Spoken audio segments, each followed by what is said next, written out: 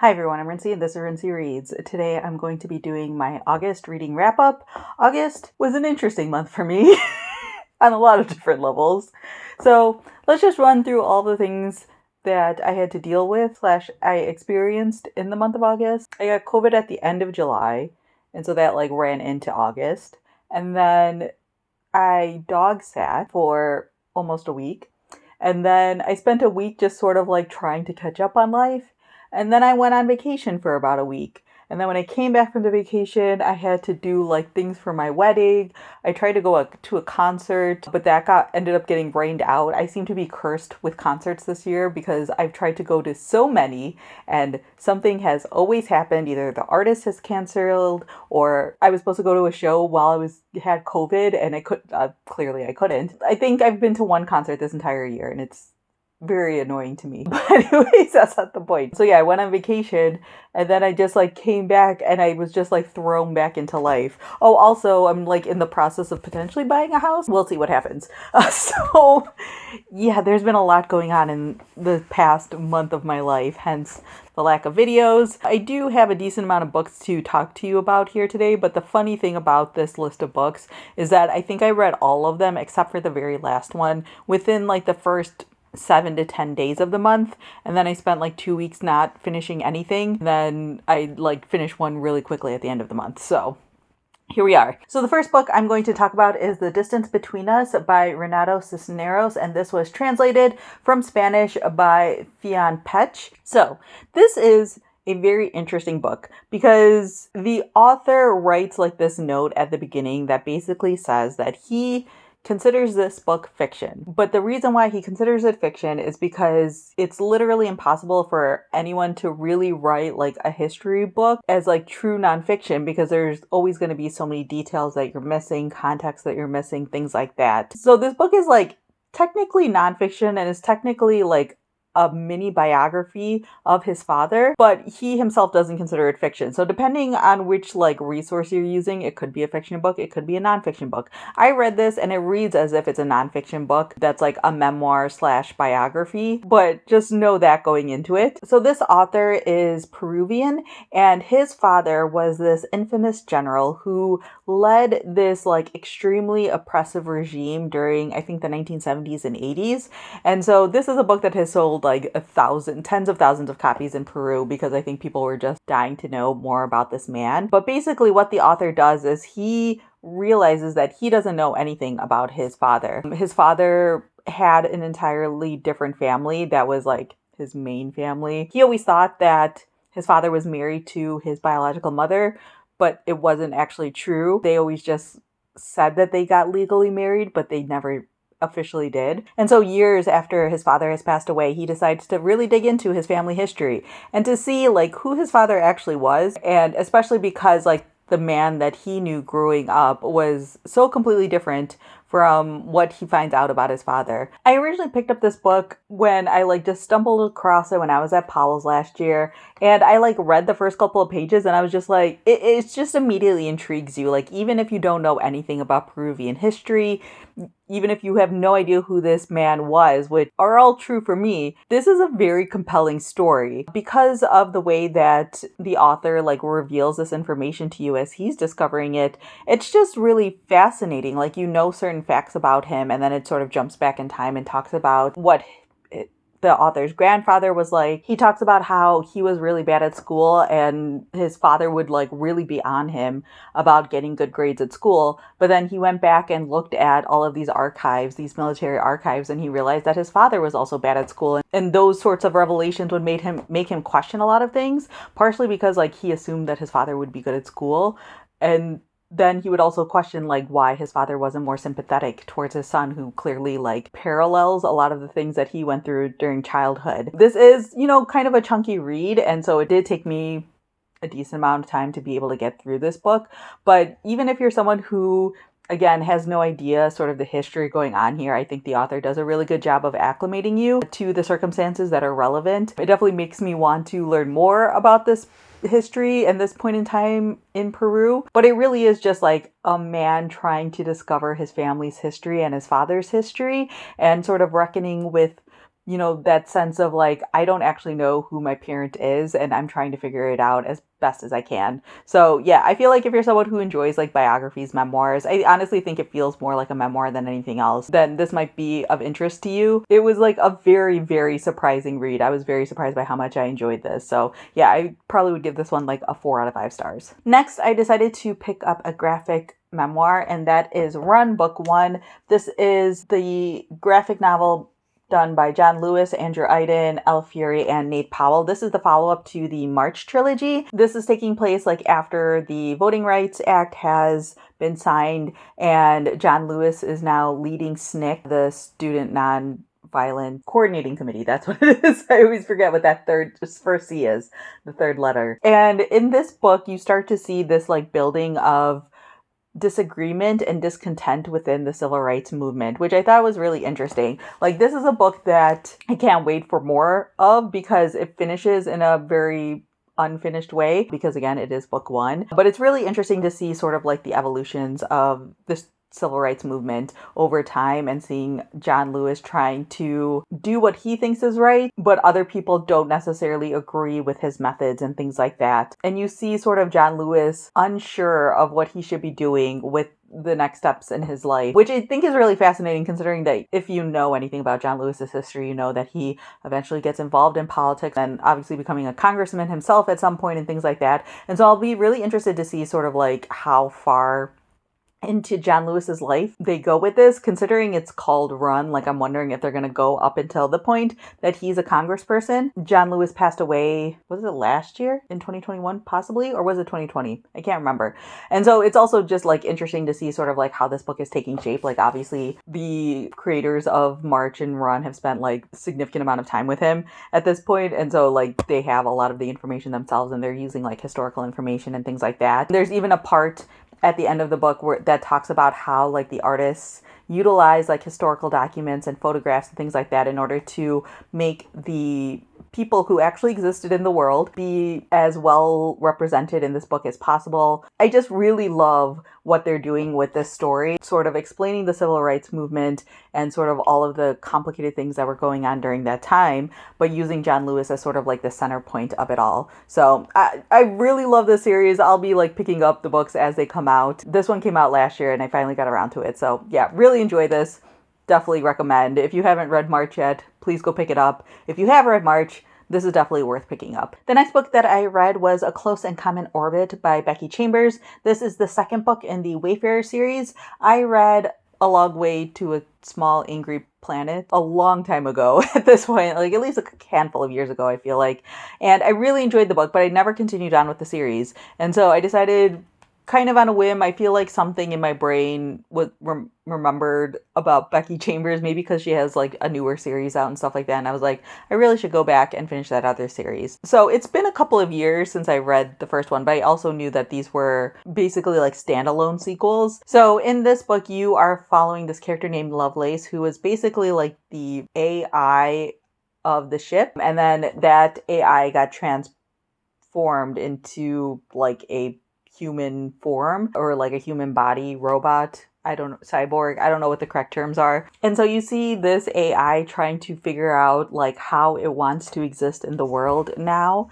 There are some really interesting discussions about what they should and shouldn't do, how they should be acting in the planet that they are now living on and things like that, and sort of how like they fit into society and all of these different things. There's also kind of this like flashback timeline with one of the other characters, and I just thought it was a really sweet story. Like, I know some people had like an adverse reaction to this book compared to the first book because it is pretty different in terms of like tone, but I feel like it just has a lot of the things that I really like in the first book, which is just a lot of heart, character exploration, sort of ruminating on what it means to be a human, especially when you don't fit the quote-unquote norms. And yeah, I just found it to be a really lovely experience. So I plan on continuing on with the series. I really enjoyed it. I thought it was beautiful. And it just reminded me that, yeah, I just need to keep going with these books. Next, I read Tomorrow and Tomorrow and Tomorrow by Gabrielle Zevin. This is a new release that I had been hearing some mixed things about. And so I really wanted to give it a chance myself. I've read Gabrielle Zevin before, and I have like very like all over the place feelings about her books. A lot of times she can be an author where like the concepts sound really interesting, but I'm never really in love with the execution.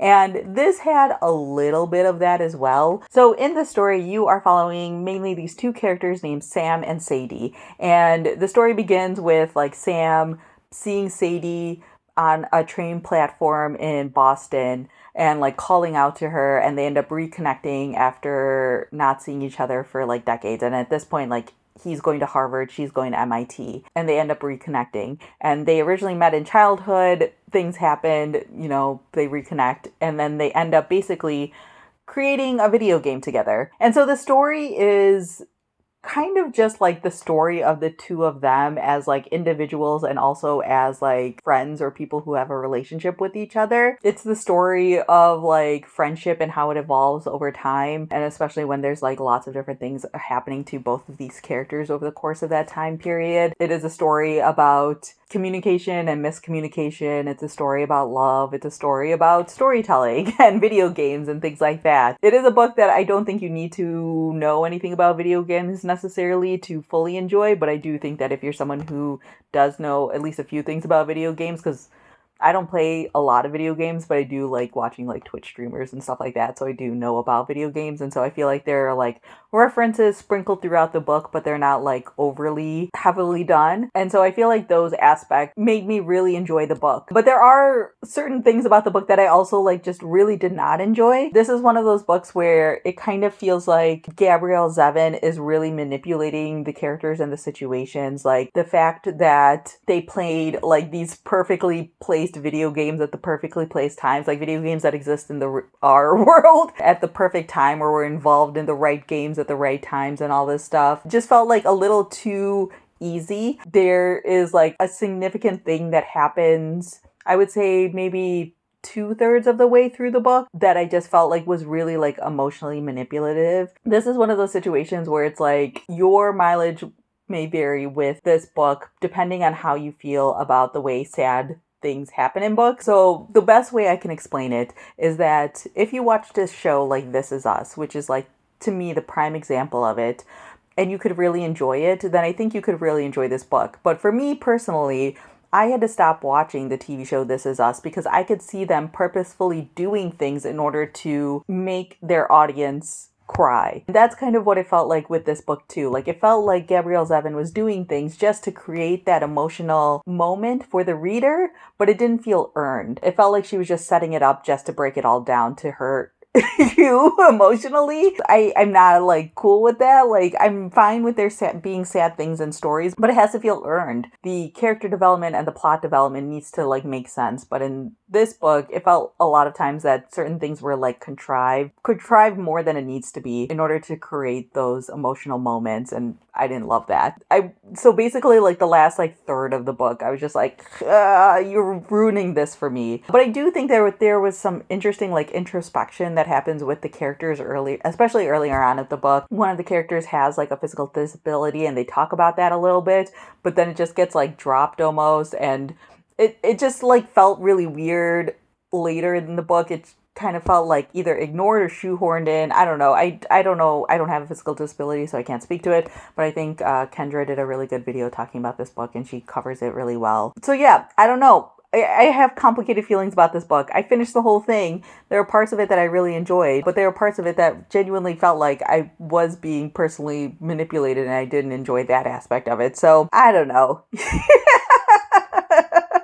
And then I listened to the audiobook of Flying Solo by Linda Holmes. This is the second book by Linda Holmes. She wrote Evie Drake Starts Over. I almost said Goes Missing, but I was like, that's not the right title. You know, I read that when it originally came out, really enjoyed it, was looking forward to this one. And so, yeah, I got the audiobook for it, and I really enjoyed it. This is one that is really different from Evie Drake.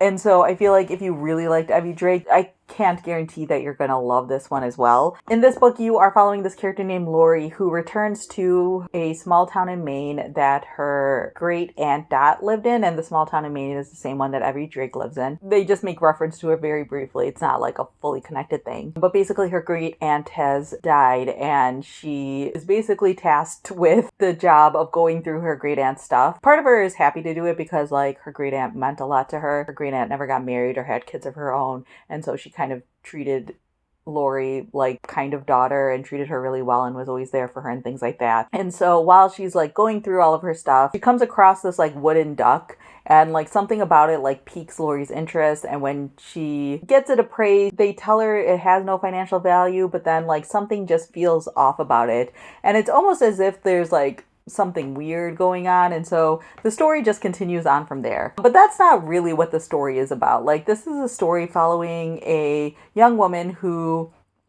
young is relative I suppose, but like I think she's almost 40. She like talks about the fact that she's almost 40 multiple times. She has like called off a wedding and things like that, and she's trying to figure out her life now. Like, what does it mean for her to be single at this point in her life, and sort of like grappling with societal expectations, familial expectations, but also like just her trying to figure out what her life should look like or what she wants her life to look like and things like that. And this is complicated by the fact that in this small town is her high school sweetheart who they dated through part of college, and she ended up breaking things off with, and there seems to still be something there and all this stuff. And so she has to kind of just figure out like what is the life that she wants to live. So some people have been pitching this book as like a small town mystery, which like, I mean, kind of, but if you go into this thinking it's a mystery, you're going to be disappointed. But it is a very like cozy story that has a little bit of mystery and a little bit of romance to it, but it really feels like an adult coming of age story,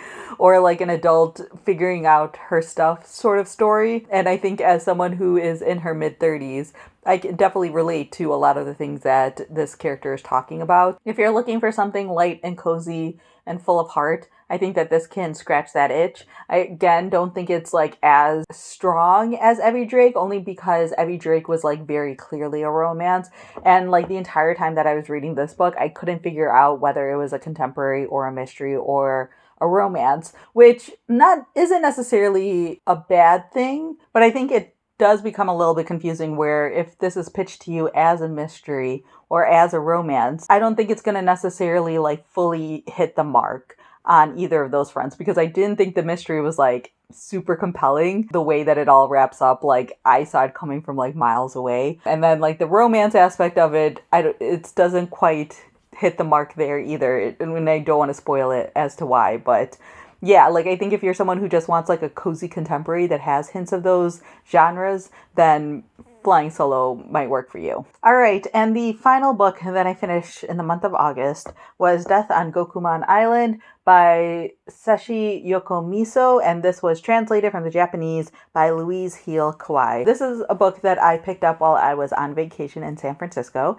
and I decided to just start reading it immediately because I couldn't figure out what book I wanted to read while I was on vacation, and I was like, hey, this'll work. So this is considered a classic Japanese mystery. It's inspired by Agatha Christie's And Then There Were None. You are following the detective Kosuke Kindachi, who, if you've read the Hojin murders, then it's the same detective from that, and they actually reference that story in this book. And you are following the detective as he heads to Gokumon Island with a task from someone that he knew who had passed away. And basically his like dying wish was to warn his 3 sisters that they're in danger. However, as soon as he gets there, he realizes that he's up against a ticking clock because someone is genuinely out to get these sisters. So this is an interesting mystery, but I didn't fully love it. One, this is like a longer story compared to the Hojin murders, which I have read, and I did enjoy that one. But because this one is a little bit longer, it feels a little bit dragged out. It does take a while before it feels like the detective gets to the island and actually gets embroiled into the mystery itself. And so I felt like the first like 100 pages of this, I was just like waiting for it to happen,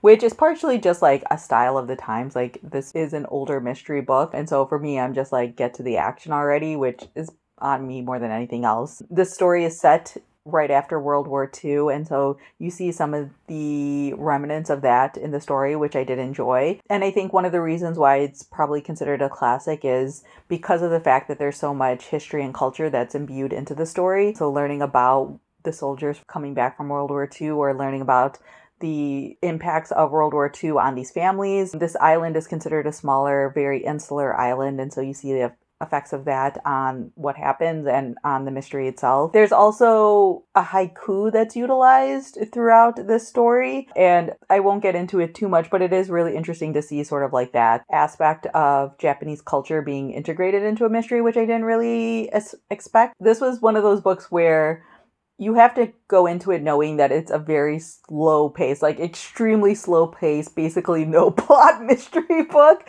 until like the last like half or last 1/3 of the story. But it is also a mystery where like I didn't realize what was happening until it was all explained at the very end. So yeah, I think that if you're someone who enjoys classic mysteries, like this could be worth reading. If you've read some of the other books that have been translated into English by Seishi Yokomizo, I think like this is worth picking up, but I definitely wouldn't say like it's my favorite. Like I definitely enjoyed the Hojin murders more. So, your mileage may vary with this one, but I'm glad that I picked it up because I definitely am enjoying picking up these sort of like classic Japanese mysteries. All right, so those are all of the books that I have to talk about today. Let me know down in the comments below if you've read any of the books that I talked about here, and let me know what you thought of them, or if you have any questions, you can always leave that down in the comment section as well. Or feel free to let me know what you read in August. Tell me what your favorite read was, or just a book that you really enjoyed last month. So yeah, that's all I have for now, and thanks for watching.